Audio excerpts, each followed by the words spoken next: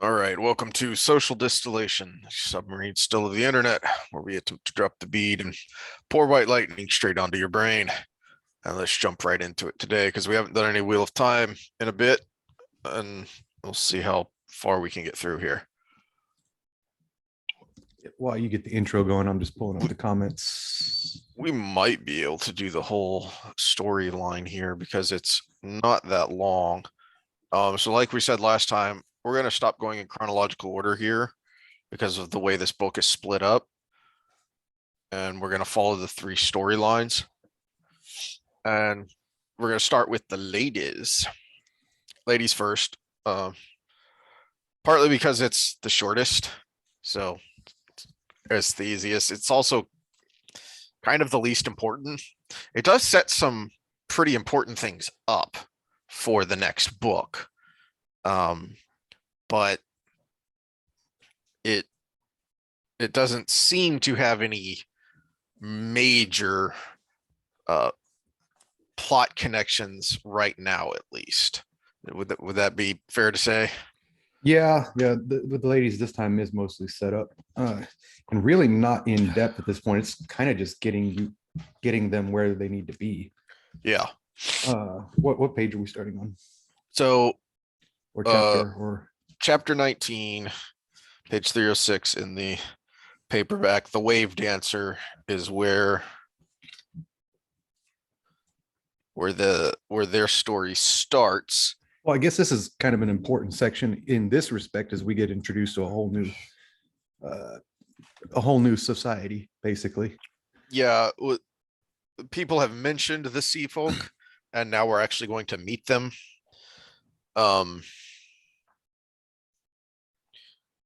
This gives me a thought for at the end when we get into spoilery things, but there's something about this sea folk introduction that I find interesting in light of later events. Anyway, so when last we left them, the girls had decided that Nyneave and Elayne would go see what's going on in Tanchico that's the Black Ajah is interested in, but Egwene is going to go to the Waste to meet with the Aiel Wise Ones to learn dream walking, because that would be more beneficial for them long term. Mm-hmm. Yeah, so when we say the ladies, I guess we exclude Egwene at this point. Specifically Nyneave and Elayne. Mm-hmm. Yeah, they're going to be off on their own for a bit.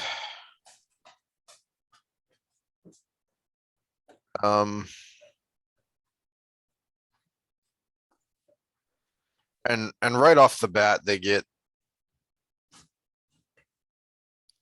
he kind of reintroduces us to the dynamic that we saw in the previous book with the three of them.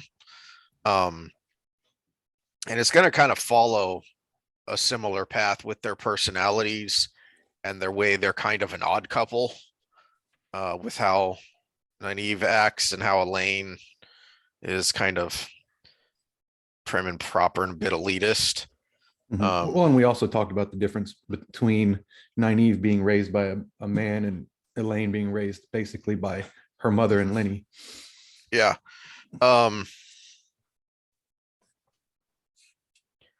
So Nyneave is grumbling right off the bat, and then Elayne is trying to smooth things over.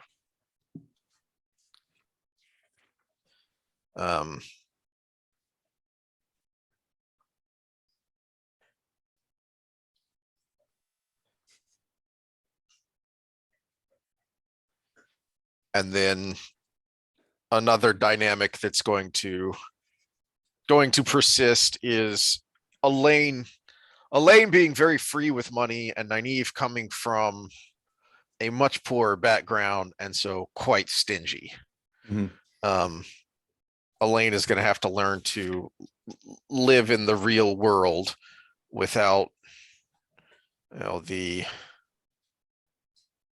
palace around her that makes her kind of take lots of things for granted. And her time in the tower wasn't quite long enough to get her used to not being little princess.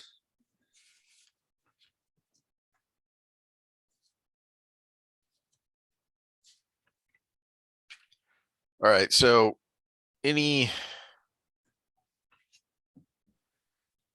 thoughts on this first meeting with the sea folk when they go up to meet the sail mistress and the windfinder? Not really. Like I said, it's just an introduction into how they do things. Everything's about the bargain.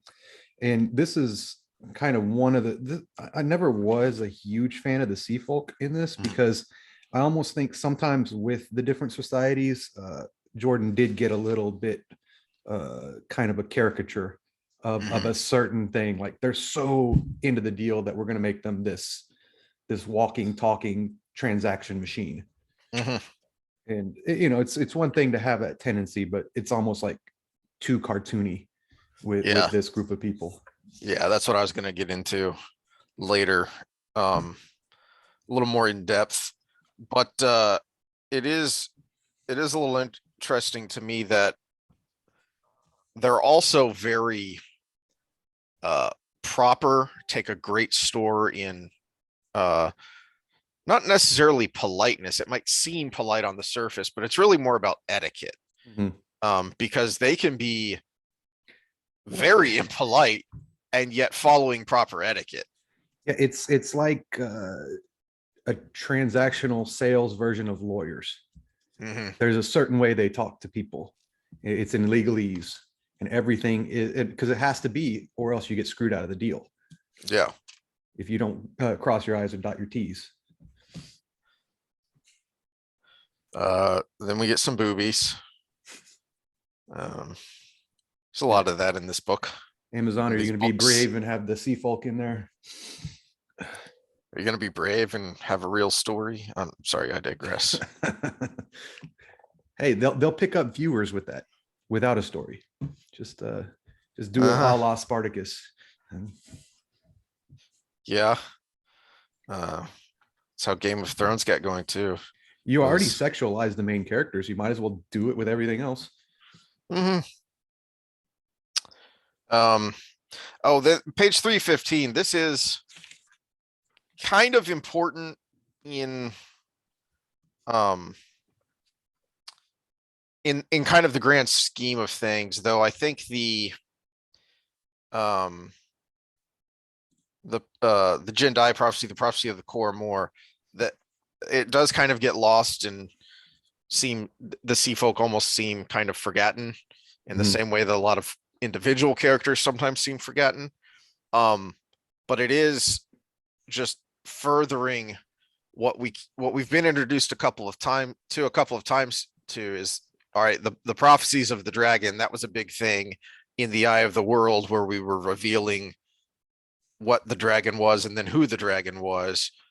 But then in the Great Hunt, we see, there are also dark prophecies. And now we got a hint that the Aiel have their own thing with He Who Comes with the Dawn. They just haven't talked much. They don't really divulge that kind of stuff with outsiders. So what exactly does that mean? We don't know yet. We're going to find out. But then now we see that the sea folk have their own set of prophecies that, and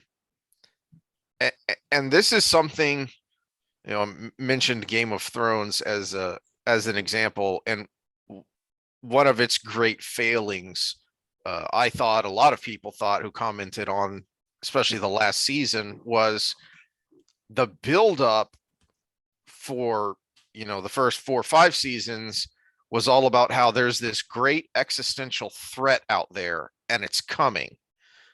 And nobody's paying attention to it because they're all busy with their own personal greed and squabbles and their own things, whether it's, their house or their personal gain, their personal standing, whatever.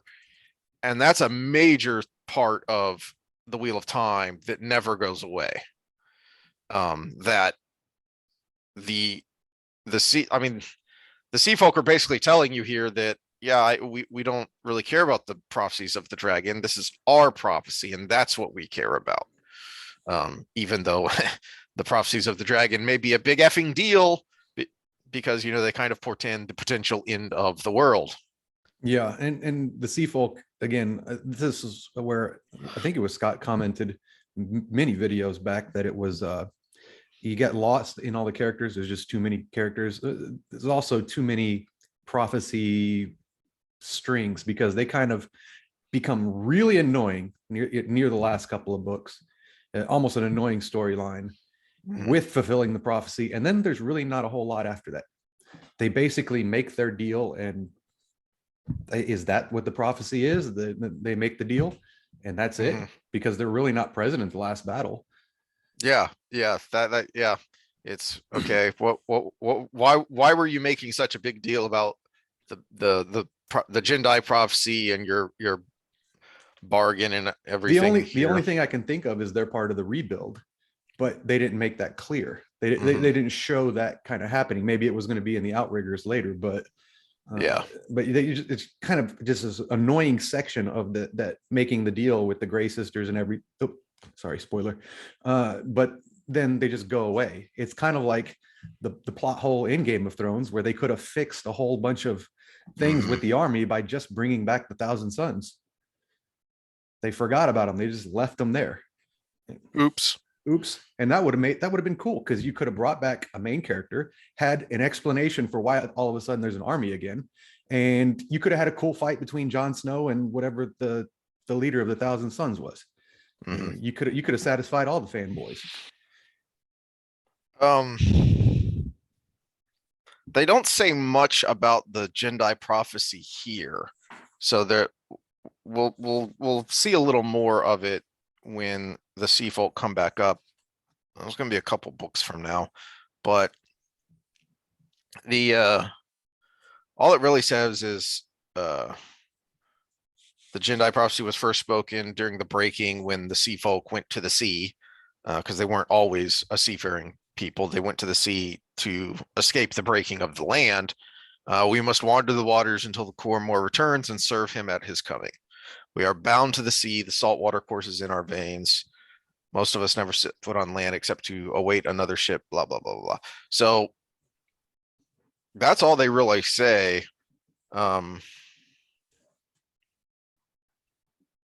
Except that they put a great deal of importance to it.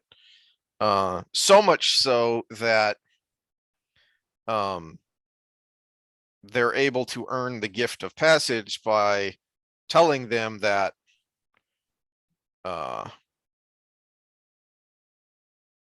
I mean, Nyneave just says, and this is, you know, again, one of the differences between them and actual Aes Sedai, who would never admit that the Black Ajah exists. But as we've kind of, we'll find out more about the Black Ajah as the books progress, but Jordan's already kind of told you that the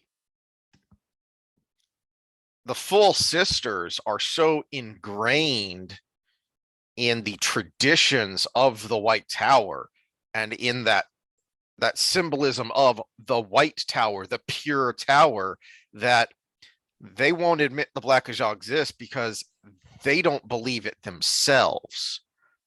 They think there's no such thing.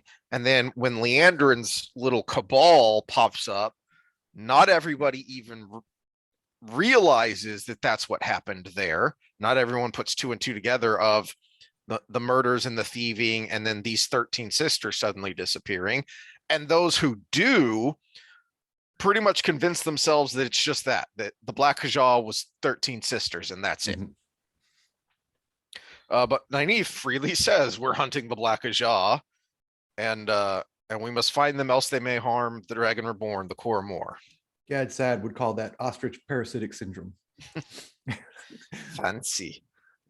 So they put enough stock in him that revelation not only gets them passage to Tanchico, but they won't accept payment for it.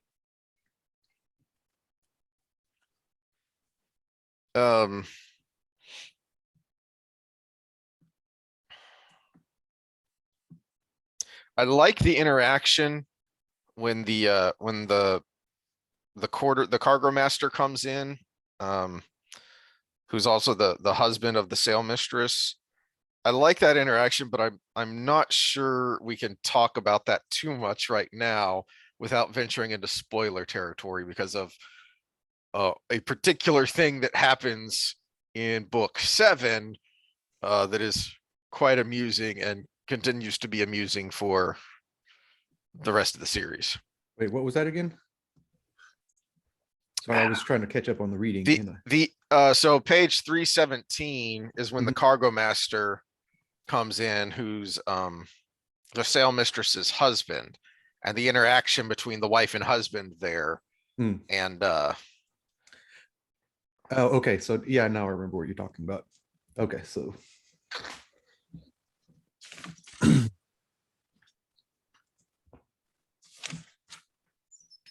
yeah, we can touch on it in the spoiler section. Yeah. So page 318 is where this is just reinforcing that idea of, this isn't politeness, this is etiquette. That and for good reason. If you know anything about naval affairs in general, or the Age of Sail in particular, Master and Commander is one of the best historical movies I've ever seen, in large part because it's not based on any particular event in history.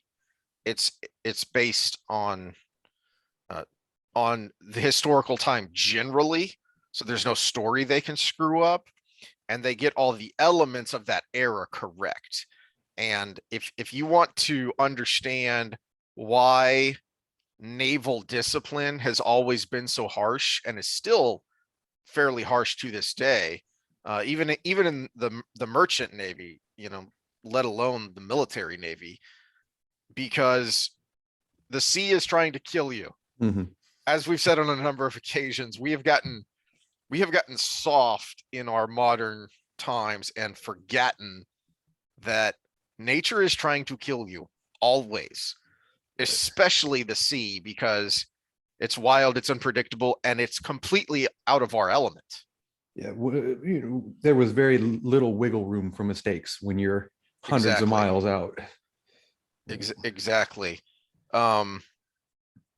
I've started watching a new channel called Sub Brief. I accidentally found it because he does some historical stuff, and he's a 20+ year Navy guy who's now retired, and he has a YouTube channel talking about naval affairs and Navy history and stuff.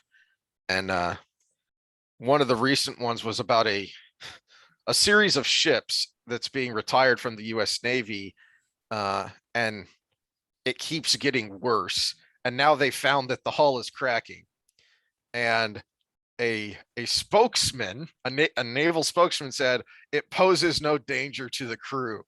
And this guy was apoplectic. What do you mean? A sailor is at risk when they go to sea with a good ship, let alone one that's falling apart. And I loved that exclamation of, yeah, when everything's going right, you're still at danger when you're out at sea, because nature is trying to kill you and you're out of your element. So as she said, so page 318 here. I am sail mistress. I doubt your presence embarrassed Torum, and I would not apologize to him for that if it did. Trade is his, but I am sail mistress. I must make it up to him, and it will not be easy, since I must keep the reason secret still, because he is right, and I could not think quickly enough to give him a reason beyond what I would give a raw hand. The scar on his face he earned clearing the Sanchin from the wave dancer's decks. He has older scars earned defending my ship, and I have only to put my hand to have gold placed in it because of his trading. It is the things I cannot tell him I must make up to him, because he deserves to know. But she can't tell him, and ultimately she's the boss, she's the captain. So even though he is a very important part of the crew, she's still the captain. In fact, something a lot of people don't know is that in civilian and especially in pirate ships, the quartermaster stood just below the captain. That's how important the cargo master quartermaster was, not only for the financial solvency of the ship, but then also to make sure that you have all the supplies you need, because you can't just pop out to the store when you're in the middle of the ocean. For those that are watching instead of just listening, this fly is driving me crazy. I might have to pause it to get a fly swatter. I thought I got it, but dadgummit. It would not, All right. it will not leave me alone. I'm just. Do you have any final thoughts on this before things go bonkers here at the end of the chapter? No. Oh, I was gonna bring up, because I was listening to the Dark Horse podcast, and they were telling a story when they were doing their research in Madagascar. The few planes that go in and out, one of they're kind of rickety, and one of the times they were going, they were sitting next to the door that opens, and the seal came open, and Brett was talking about how he kind of pushed the seal back in and was making sure he goes, but we made it, so obviously they're still alive. But yikes. Yeah, so it reminded me of that, because of everything could go wrong and everything's trying to kill you, and we're in unnatural places when we're way out in the ocean or we're way up in the air. So that's how important these roles are, because even the deckhand can mess up and everybody die. Yeah.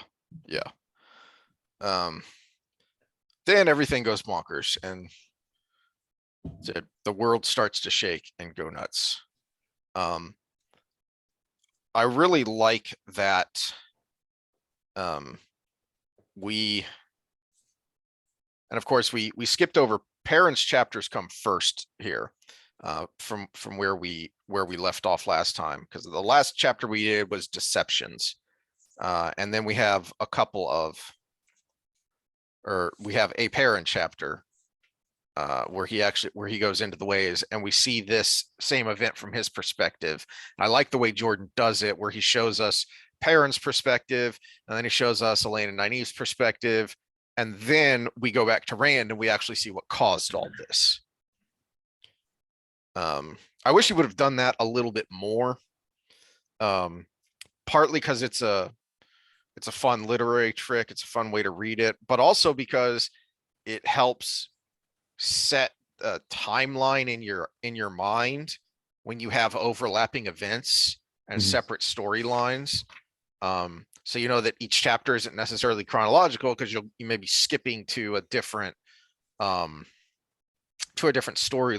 And there's one particular instance way off in book 9, one of the most important episodes in the entire series, and then he does do that, where he even carries over to the next book of something major is happening, and in the next book you kind of see what other people were doing while that was happening, because they make reference to it. And Sanderson kind of did it in a different way, where he would have like two storylines going together that ultimately came together, and so you go back and forth between those two, back and forth till they were all one. And and you know, which was okay. I just that was one of the first things I noticed when I was reading Sanderson versus Jordan, was that style versus Jordan kind of being a bigger net. Yeah. And we've referenced this before, that we feel like Tom and Sandar kind of get short shrift here while they're with Elayne and Nyneave.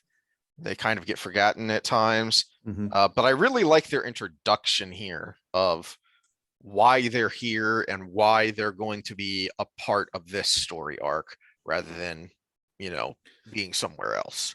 See, Tom, I understood because of his interactions with Moiraine, but Jylen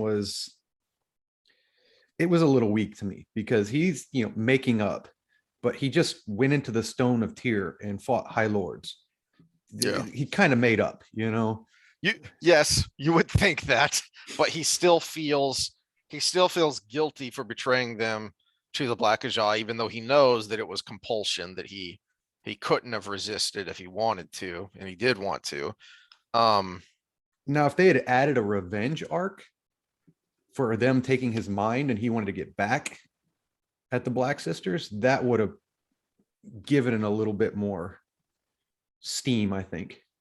I thought that was part of it a little bit, but as we'll see when we get to Tanchico, he's still a little bit of afraid of them.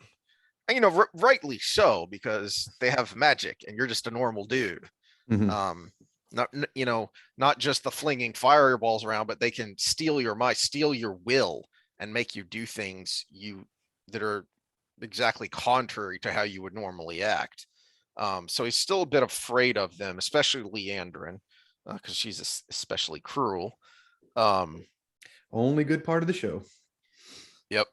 The other part that, you know, besides the why is Sandar suddenly here, is when we find out specifically why he's here, is because Lan showed up and strongly encouraged him to go. At Lan at the behest of Rand. So both of them are a little smitten because their men are trying to look out for them, even though they can't be with them. But why Sandar? I forgot Lan sent him. That makes everything a little bit more. Yeah. A little bit stronger. So I had forgotten that part. I apologize. I am going to, before we get to them, read the Sanderson books again, because I've only read them once.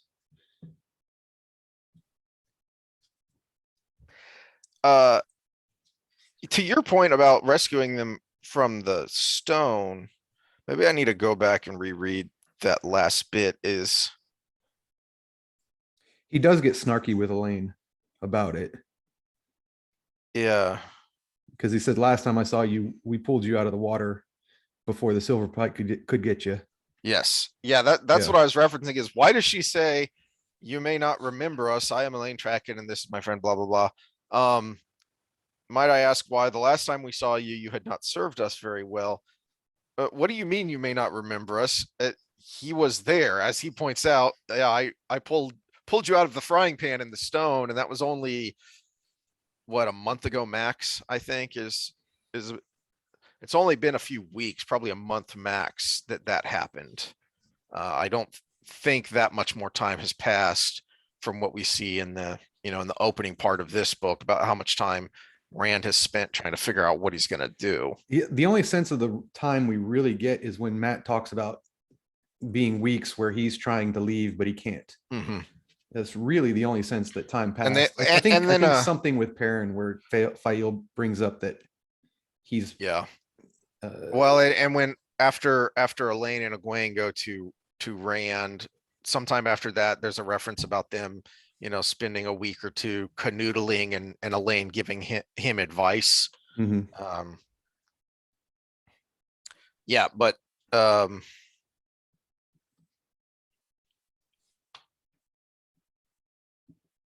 yeah, and then 323 is Sandar saying that Lan showed up at the behest of came on behalf of another man, a shepherd, I was told. I was given a great quantity of gold and told to accompany you, both of you. I was told that if you do not return safely from this journey, shall we just say it would be better to drown myself than come back? Lan was emphatic, and the shepherd no less so in his message.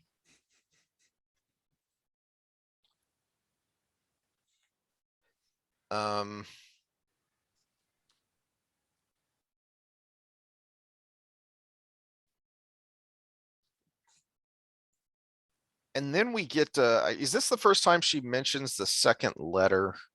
I think maybe she mentioned it before when they were going, but so she writes him a letter when they're leaving, all lovey-dovey, basically a love letter.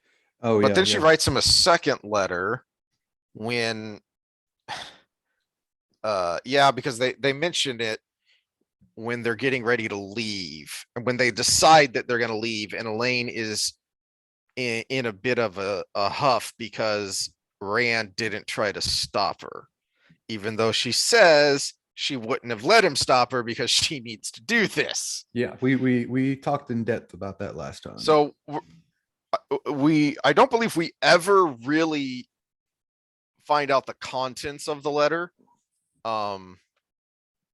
Like we do with some others where we actually see the text of the letter.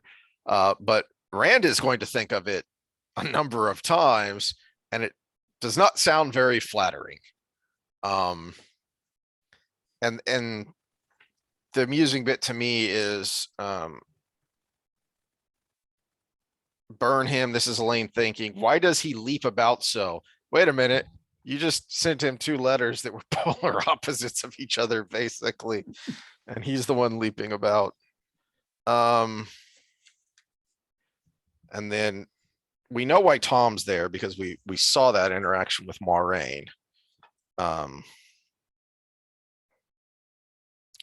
And then we get the familiarity that Elayne is something about Tom seems familiar to Elayne.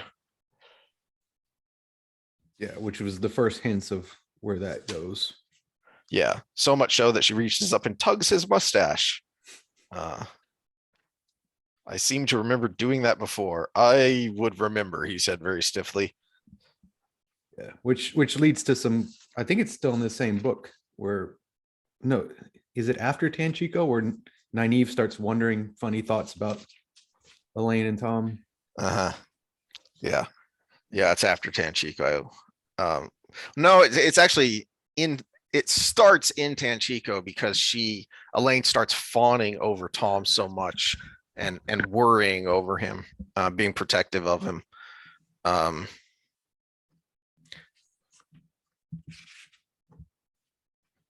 think so. This bit here next is, I think, where it kind of goes off the rails a little bit with Tom and Sandar.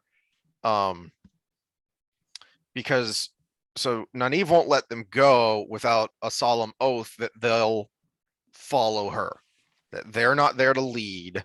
And, as she says and thinks on multiple occasions that if you give any man an inch, he'll take a mile and he'll try and take over. Which is, again, when we get male perspectives, they often think or say things similarly about women, which is again how Jordan writes women and men so well, is he understands the human nature there, the similarities and the fallibilities. So Sandar gives it, of course. Tom tries to wiggle out a little bit.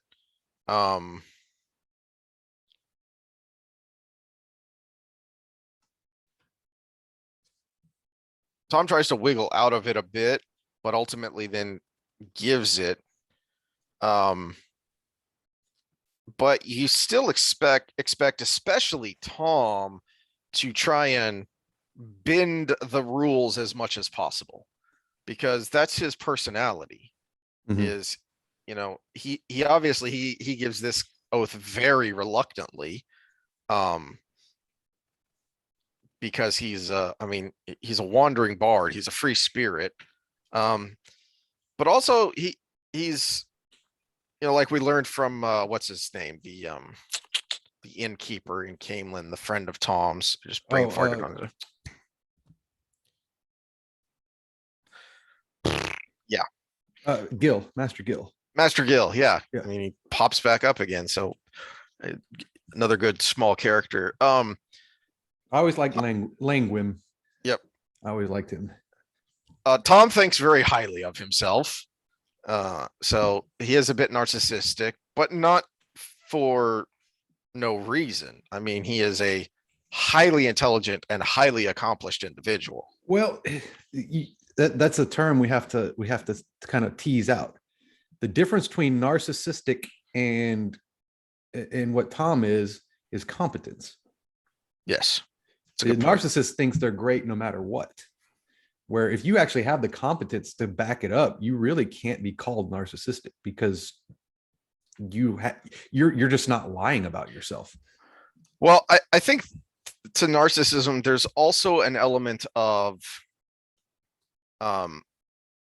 no one can be as good as, and certainly not better than you, which you can be competent, but you still need to recognize that there's always a bigger fish. Mhm. And other people will have value and may even be as good as, if not better than you, in whatever field.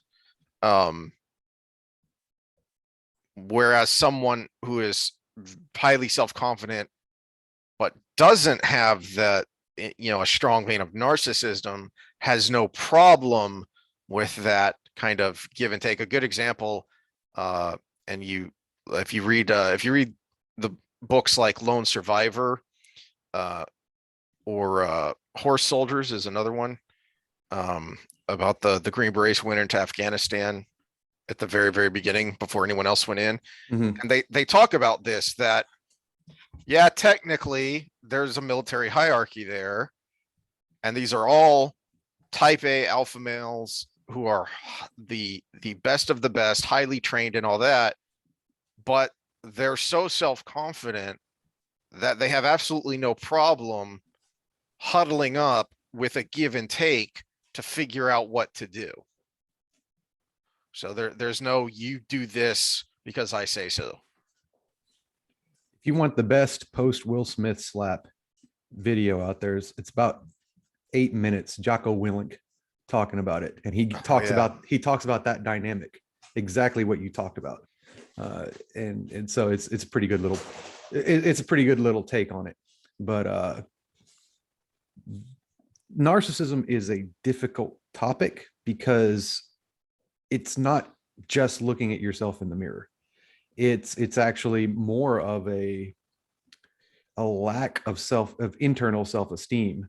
So you go out of your way to get external praise. And so it's a difficult topic to talk about because we think about just self-centered, but it's way deeper than that. And the difference between knowing you're great and being great is and just wanting to look great is the competence behind it. Which women get better at identifying as they get older. And that's why young women fall for these idiots all the time, but older women seem to do better in the dating world. So which is why Lan's the only man for Nyneave. Speaking of page 326, we do get a, Nyneave isn't just being bitchy. That's why she's such a well-written character, where even if she rubs you the wrong way or can seem aggravating, because of how she acts sometimes, it's all perfectly rational from her point of view, and it's always in character, that it always makes sense for her. So, for instance, besides the fact that she's just the take charge kind of person, she's used to being in charge and doesn't want the men taking over. He admitted being sent by Moiraine, Nyneave said wearily. What has he not admitted, though? What did she tell him that he hasn't told us, etc., etc.? So she's reflexively leery of Tom because Moiraine sent him, and she still does not trust Moiraine.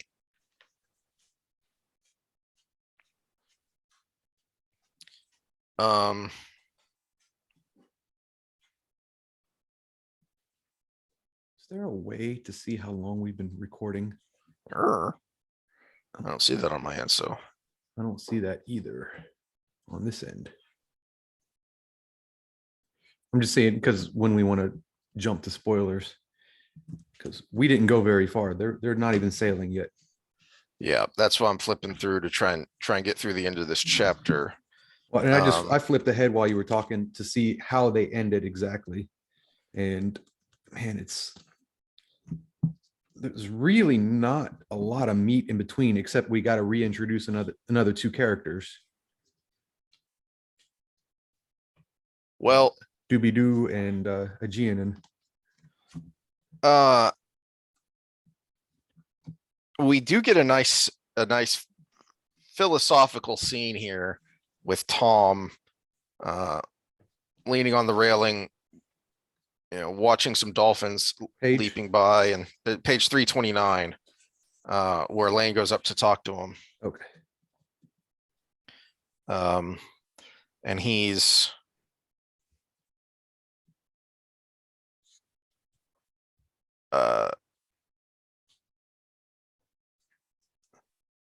he's a bit melancholy. And of course, Elayne doesn't really know what he's talking about here, where he looks unhappy looking at these neat little animals that she finds cute, but they're free, and he's not. So he still feels required to be bound up in this story, but he doesn't necessarily want to be. But he's caught up in with Rand, and then with Matt, that's how he got here. So he got sucked into these Tavaren, and one of them being the Dragon Reborn. So he's much more sober than Elayne is. I mean, Elayne is still a very young woman out on an adventure who's also confident to the point of overconfidence sometimes because of how she was raised. She was raised with the expectation that you are going to be queen of one of, if not the strongest nation in the whole continent. But Tom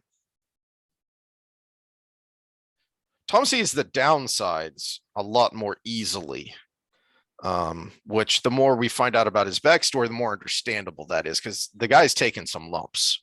Mm-hmm. Well, and we've also talked about creative personalities seeing the negative more often than the positive, because you just see the patterns of the world, and the world tends towards entropy. So yes, well, and that's, he gets to that near the bottom half of page 330. Rand al'Thor may be lucky if the next age remembers his name correctly. Talking about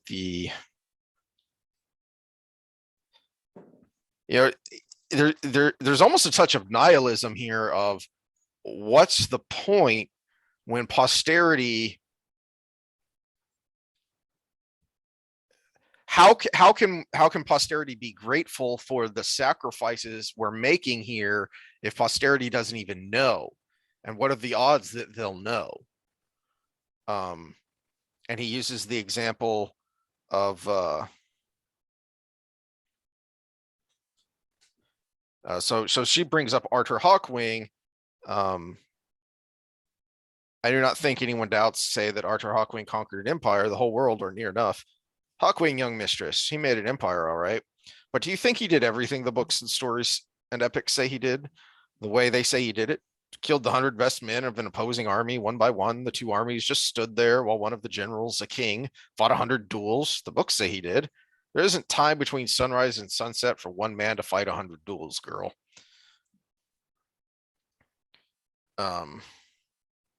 Well, and then we get bits of possible us being an age before. Mosk and Merc fight with spears of fire. So is that the Cold Moscow War and Murica and their ICBMs? Were they even giants? Well, metaphorically, yeah. The only two superpowers for half a century, nearly. Yep. Elsbeth being Queen Elizabeth. Now, who's Anla? Anla, the wise counselor. I don't remember.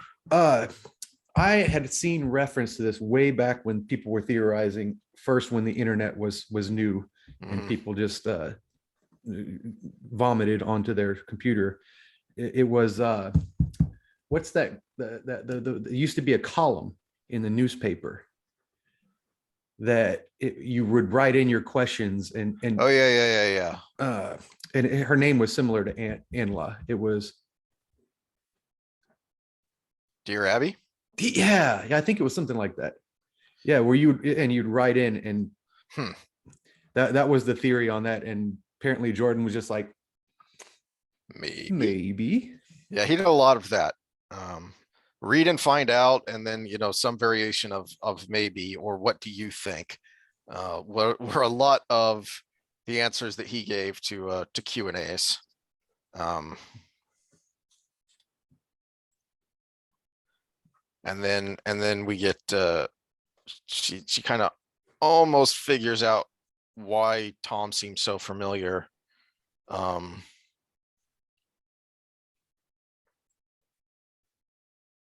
he's still being invasive, won't tell her. But then she has to go running off because she senses a ludicrous amount of channeling going on and realizes that's why she felt kind of a familiarity and kinship with the Windfinder, because she can channel fairly strongly, it seems. Mhm.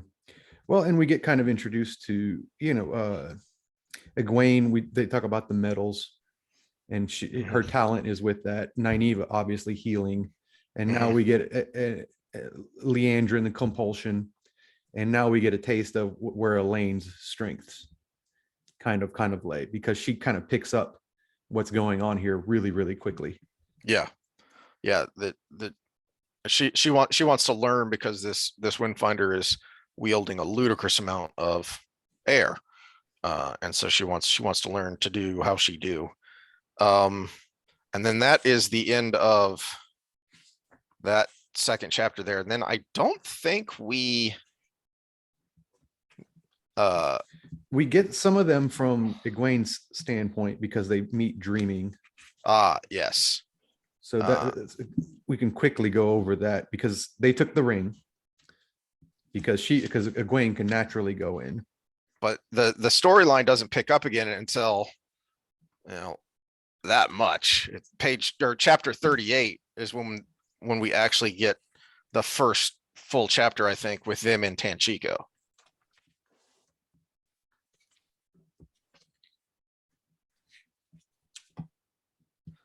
So I think that's a good place to stop for now.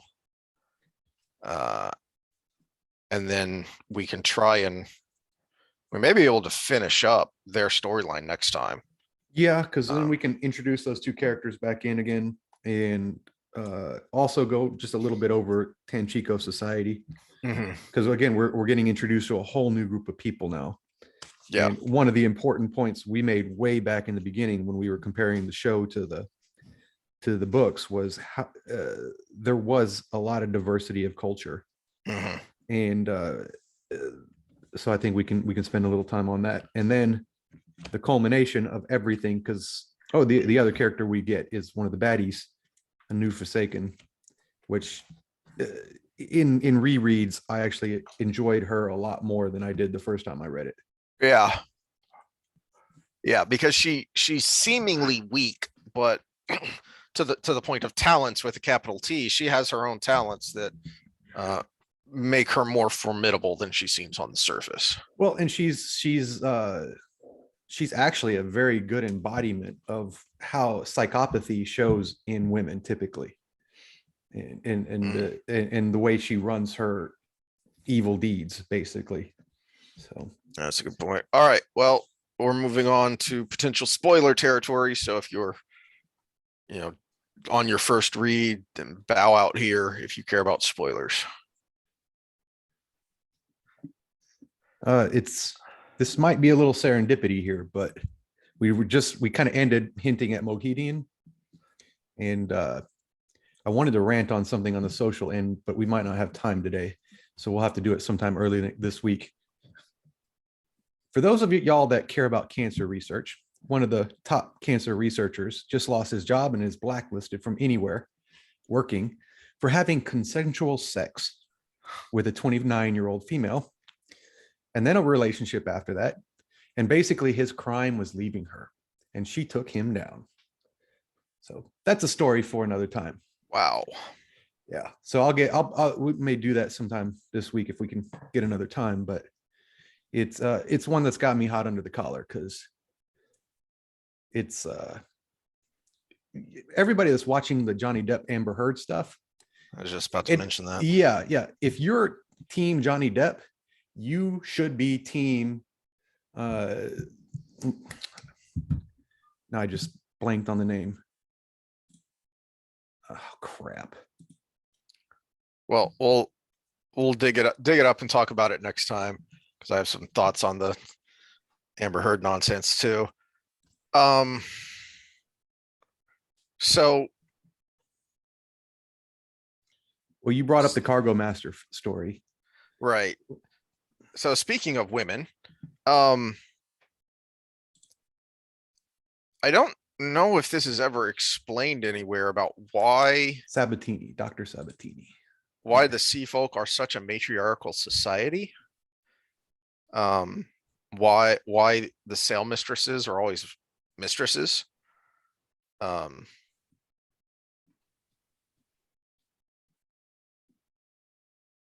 But and then the master of the blades is always a man. It's just a random thought I had that I hadn't really thought of before. But what I was going to say, what I was thinking about getting ready for talking about these chapters is I'm curious if Jordan did this on purpose or if he later on decided to change the sea folk and make them more of that character you were talking about, because the two we meet here, this sail mistress and Windfinder, are very different in personality and in the way they act than the sea folk we're going to meet and be around a lot late in later books, like Hareen especially. The self-possessedness to the point of self-centeredness, the narcissism that we were talking about is okay. Sure, you are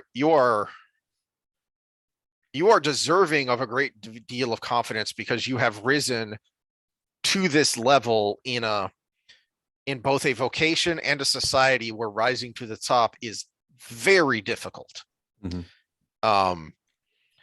So you are deserving of a degree of confidence, but now you're out of your element and you're dealing with other highly confident people. And you still expect to be able to browbeat people into doing what you want. You still expect them that by virtue of the fact that you're the admiral, that by golly, you do what I say. Except life doesn't work that way because now you have kings and queens and generals and dragon reborns and whatnot. And so you're not able to browbeat. And Well, Cohen and here, the bullying takes another layer because they rely on people not knowing their ways. yes. So they rely on that ignorance to get their way a lot. Yeah, it's especially in in their bargains and in their cargo masters dealing with trade.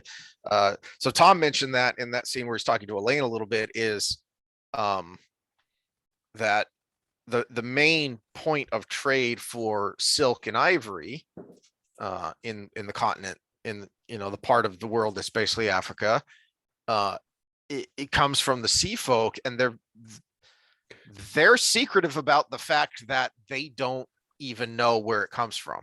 Mm-hmm. And we find more about that later about the Sharan trade ports. Well, and realistically, it's the only reason they can get away with their shitty attitude sometimes is because they have a monopoly on those two things, on any trade with Shara. Tinkers and Seafolk, I think, are the only ones that trade with Shara.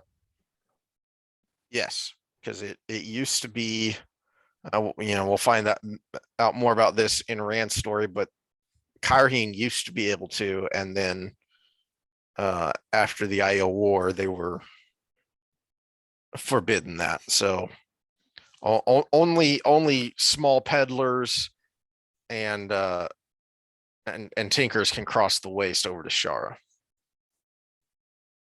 And we'll find out in this book why tinkers can. And I was just looking up to see if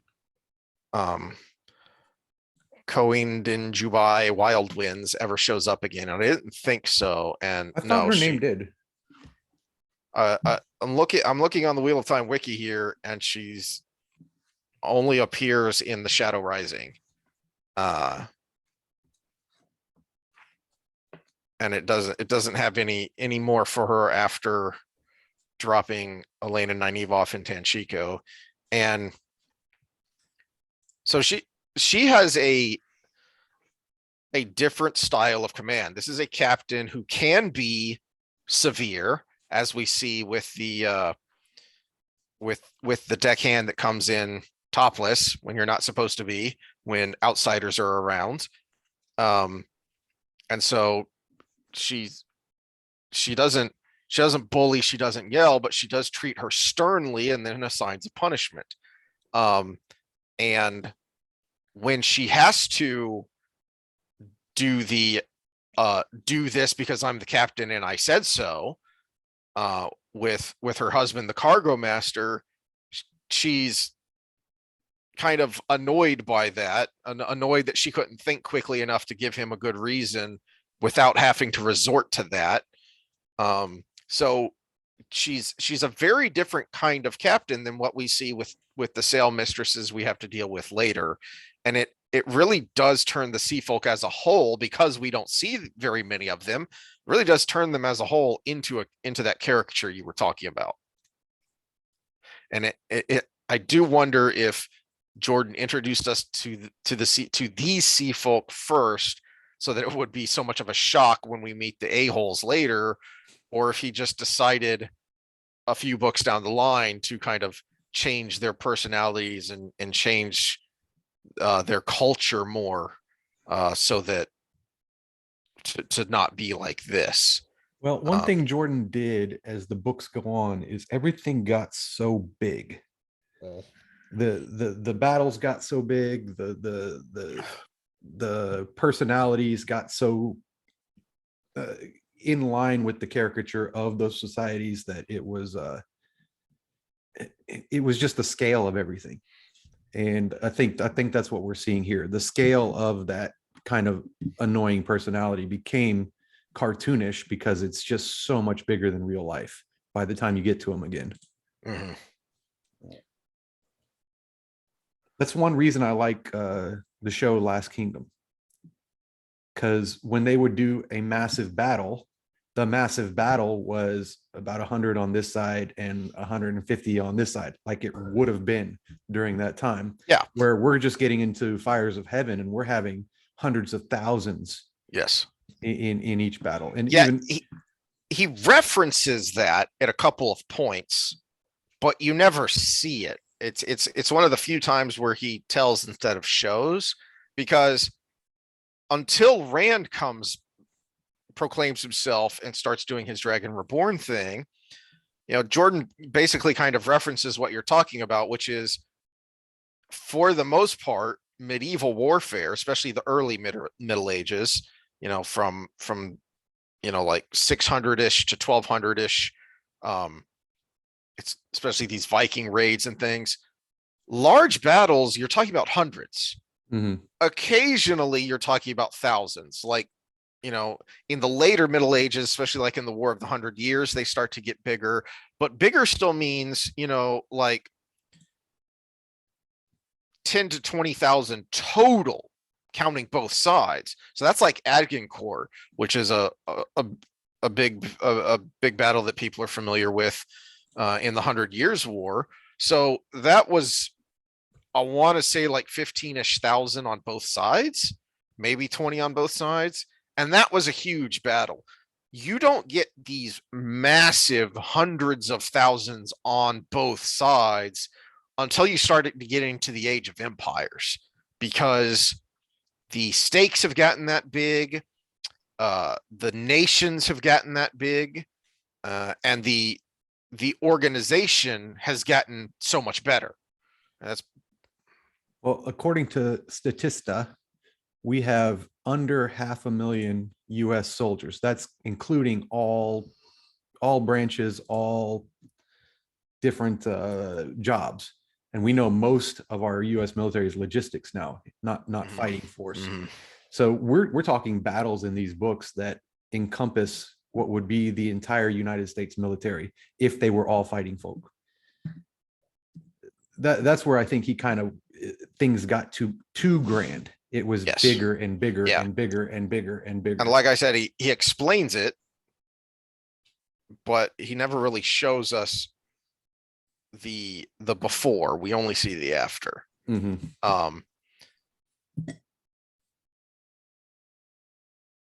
So what was I going to say? I had a thought about that and now I don't remember what it is. Oh, I think it's because, as we are going to, we start to see in this book, and then it happens in Fires of Heaven, is the Aiel clans are ludicrously huge, and they are a warrior society. So they have a high percentage of warriors in each clan. And that's immediately makes the numbers inflated. Mhm. But there also Yeah, is but an at the same element time, of, again, knowing physics makes you hate action movies. At the same time, the resources are extremely limited where they live. Yeah, they know how to make the best out of them, but they're still extremely limited. How many people can you support? We would look at like the Hopi Indians and tribes like that because of where they lived and how they basically that was what a hold would probably look like, would be their crater cities or their cavern cities. But yeah, how many can you support realistically? And again, this is where I started kind of veering away, and I just had to kind of get through that part of it in my head. But well, we can talk about that more when we get to Rand's storyline. Did you have any more spoilery thoughts on the Windfinders and Sea Folk in these two chapters here? No, not really. I did spend a little time looking at the new cast. Yeah, I know. I'm a glutton for punishment.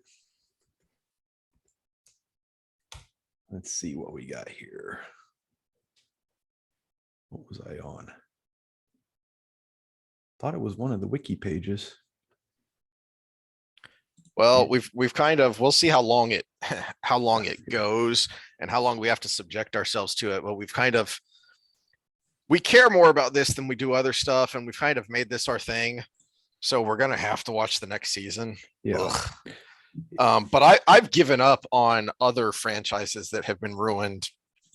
I don't care about Marvel. I haven't watched any Marvel since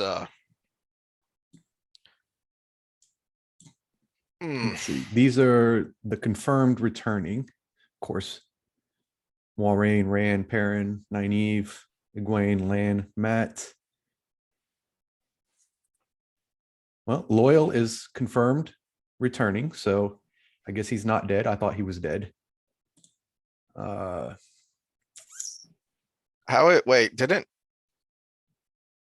Agomar die at the end? Maybe they have a flashback. Or they just have the scene of him dying again as like kind of get you back into it kind of thing. Swan, Uno. Let's see. What, and Lady Amalisa, she died too. Remember, she burnt out at the end too. Oh yeah. New cast members, Ingtar, we're gonna see Elayne, Massima, Avienda. Now, this was the girl I thought might have been Celine / Lanfear, but we got something coming up later. So she might be, the other theory on her is Elida. And this is the lady that we think makes the perfect Varen assumption and to be announced. Unconfirmed people coming back, men maybe coming back. Well, Who they the heck changed is the this. man? Okay. So originally when I looked at this the other day, that was the Dark One. That's the Arabic guy that plays the Dark One. Oh, Balsamon? Balsamon, yeah. Oh, okay. Liane, we know Bornhold, which is good. I like Bornhold, which we need him for Fall Me. Valda coming back. Loghain coming back. Luce Theron. Well, these are unconfirmed, so we got a possible Elias coming in. Elnor What? Almira. I had to look that up. So we're probably getting Nynaeve's accepted test. That's her daughter in the accepted test. Okay. Yeah. This one I had to look up. She's a yellow sister or brown, one of the two. I can't remember either that. But she doesn't show up till like book 7 or book 8 in the series. Okay. But she, I guess, in the Bail Doman. Doobie doo. Doobie doo. This guy's been confirmed, I think, as of this point. So this is not up to date. But the guy playing Turok. I wonder if that Sanchin woman is going to be again. And where's the one that? Yeah, no, that I thought that lady was the one that was confirmed to play Suroth. But this is actually updated since I looked at it like 2 days ago. So we've got Damodred. So we're going to at least there. Oh, here you have someone who's unconfirmed new cast members based on possible connections to production. Someone being Celine. Yeah, that's what Celine. Yeah, and she is actually quite attractive.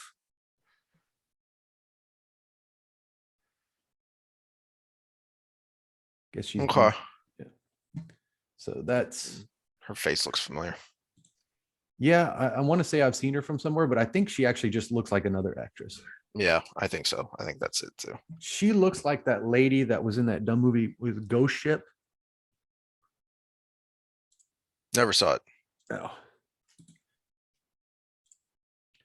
A lot of unknowns. So we'll see when it comes out. Now, this girl right here is not in the books. So hopefully they just got the name wrong. Ugh. Well, and that's when I searched that name with Wheel of Time, one of the actresses has the same name. So it keeps, that's the only results you get.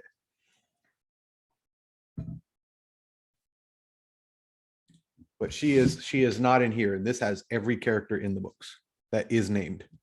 Oh, Yasica isn't even a character we meet.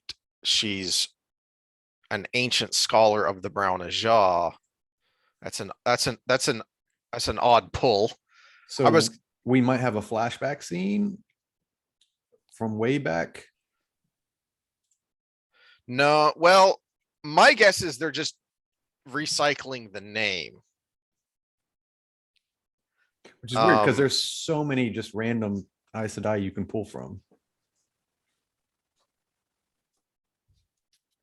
Right. And so I was going to mention that is because I was kind of on a mini rant about how I've given up on all these other ruined franchises like Marvel and Star Wars and Star Trek and all these other things. But we've kind of gotten stuck on this. But the Rings of Power is another one that they've gone and ruined. They're trying to ruin Tolkien. And one of the very legitimate rants about it. Nerdrotic is a channel that does a lot of this because he's a huge nerd and so he knows the lore a lot. Got Scott in the house. Yes. But one of the rants about the Rings of Power is that half the characters that we know about are inventions because Tolkien's history of Middle Earth is lacking for characters. Really? So same thing here is I don't have a problem and I don't remember the specifics, but I remember we talked about this when we were talking about the first season is that there were a few, we meet a lot of Aes Sedai a lot earlier than we do in the books. We don't really meet that many until the Great Hunt. When the Amarillan goes up to meet them at Shinar. So a lot of those were recycled smaller Aes Sedai, and I don't have a problem with that. And to me, that kind of makes sense of, all right, we aren't going to be able to put this side character because she's a really small Aes Sedai. We're not going to do that arc. So we're just going to bring her and use her here in this scene that's going to be kind of an amalgamation or scene kind of thing. I don't have a problem with that, and that makes a lot of sense to me. That's why this Yasukai Sedai makes me scratch my head and go, why are you using this one? And what are you doing here? Because there are a ton of characters, and just putting these on screen, you're not going to be able to get to them. And one of the things we've said repeatedly is that one of the things we like is all of these small characters, because so many of them are fun quality reads. Well, and with the show, it's not just random new characters. It's who of these are combination characters. Who are these are the ones that we're gonna mix this person and this person together. Yes. And and you see that a lot with like historical movies, like the movie Moneyball. What's his name? The fat guy. I can't remember the actor's name. That's not a, if I remember correctly, he's not a real person. He's like an amalgamation of like 3 different people. So that you can tell more story more simply. So you don't have time to put all 3 of these characters on screen. So we're going to take elements from each one, make an invented character. So that's done a lot, and it's a useful tool. I don't like it in historical movies because then you give a wrong impression of history. People will think, oh, well, that person's a real person, or that person did these things, when it's not true. But it makes perfect sense in this. We've mentioned Lord of the Rings before, and that's what Peter Jackson did with Arwen. Liv Tyler's character is Win and all her brothers, basically, right? Yeah, she ended up doing things that in the books were done, but were done by her brothers, because we can't introduce all of these characters. We can't do all the things that they do. And we want to make Arwen's character a little bit bigger because that enhances Aragorn during the movies. Well, so in the day and age of the streaming binge watching, screen time and stuff is less and less of an excuse, because Arwen was put together to put all of Lord of the Rings into 3 movies. Even though they were massive movies. 9 hours of screen time. The first season of Wheel of Time is 10 hours of screen time. And if you covered one of the books. Barely. Yeah. So it's not even an excuse anymore with the binge watching Netflix series, Amazon series kind of day and age. You're just being lazy. I'm sorry. No, I agree. And and so you have 2 options there. Is you can either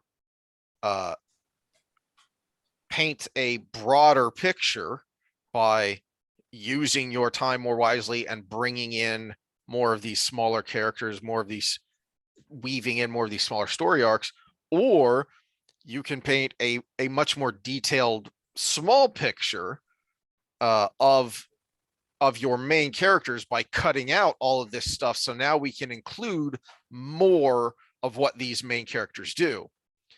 In the series, they managed to do neither. I don't know how you did that, but you did it. Good job.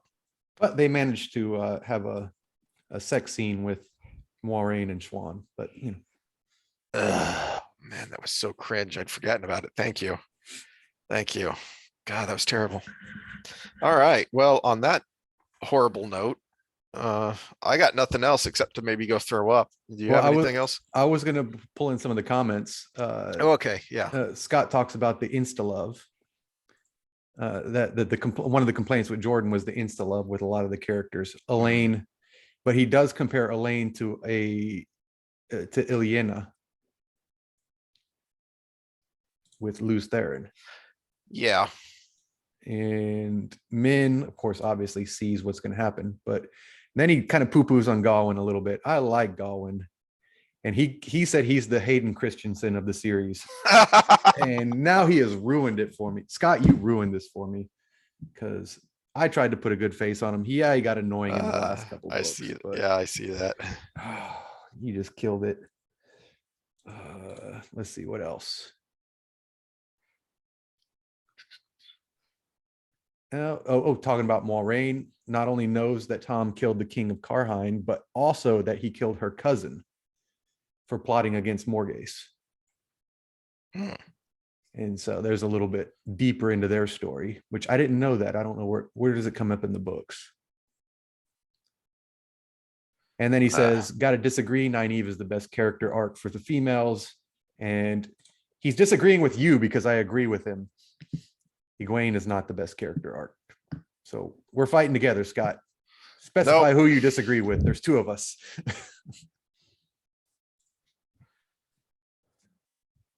Min's my favorite, but Nynaeve is the best arc to me.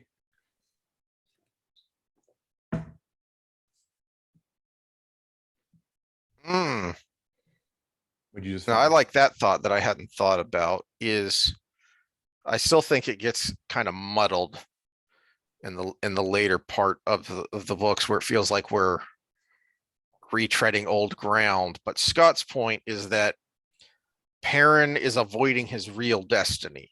So he accepts the Tavernus. He accepts that his destiny isn't wholly his own. His decisions aren't wholly his own. So he's the first one of the three to accept that and not fight against the pull of the pattern.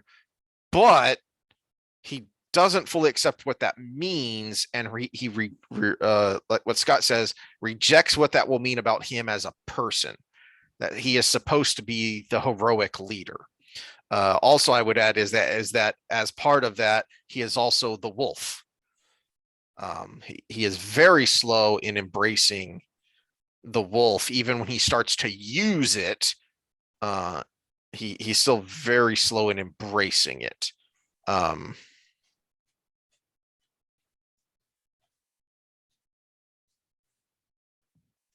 Then he actually goes on to compare Saldians to Italians, which I would say from a personality standpoint, yeah, he's got a very good point. The way she comes across, but I think from a culture standpoint, they do have that Eastern flair, and also from a look, they may even have a little bit of a Middle Eastern look from the way he describes them. The look and the way they're described, they're kind of. I've always seen them as Central Asian, kind of Mongolian, Central Asian, almost even Persian a little bit though. Yeah, too.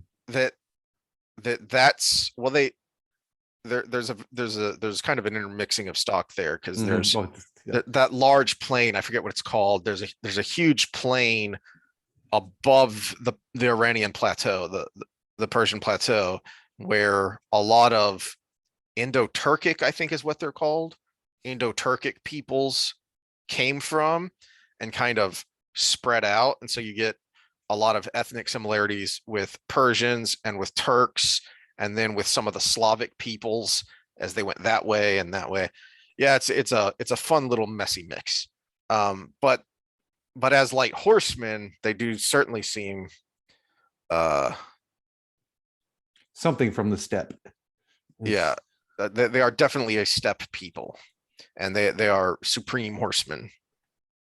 But yeah, I do agree that definitely the sass is very much Mediterranean Italian.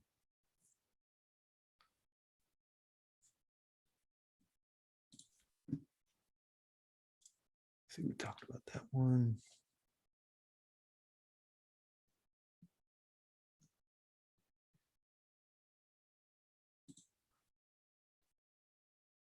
So I'm with both you and Scott on Gowan, because I understand how Gowan ends up where he ends up, but he never has a satisfying arc or satisfying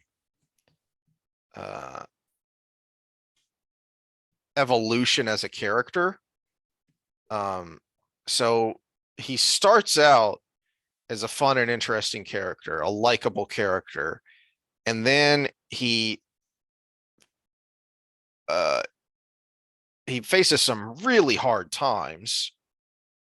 So you can understand how his kind of personality and outlook is going to get upended, but he continues to kind of be an a-hole and pretty stubborn throughout the whole series. I Yeah. never found his arc very satisfying. Well, let's go back to the cargo master relationship with the sales mistress. There is a give and take there. In private, one is the dom. In public, the other is the dom. And what happens with him and Egwene is the power differential never gives. Egwene is always in charge. There is no behind the scenes. She's softer with him or anything like that near the end. Yeah. And he basically just becomes a simp. Well, and I can see to Scott's point of why he doesn't like the Egwene storyline, especially near the end, is both of them, both Gawain and then them as a couple, were very unsatisfying, because we don't really get a good resolution there. Well, he never becomes the man Lan is. And Egwene being basically, by the end of it, the most powerful woman in the world. Yeah. And you already got who ends up being the most powerful man that can't channel in the world, tied up to Nyneave. It's a real hard story. He needed to do some behind the scenes give and take to add to that. Yeah. And I don't think there was enough time given to it. And I don't think it was particularly well written by Sanderson. He doesn't write relationships as well as Jordan does.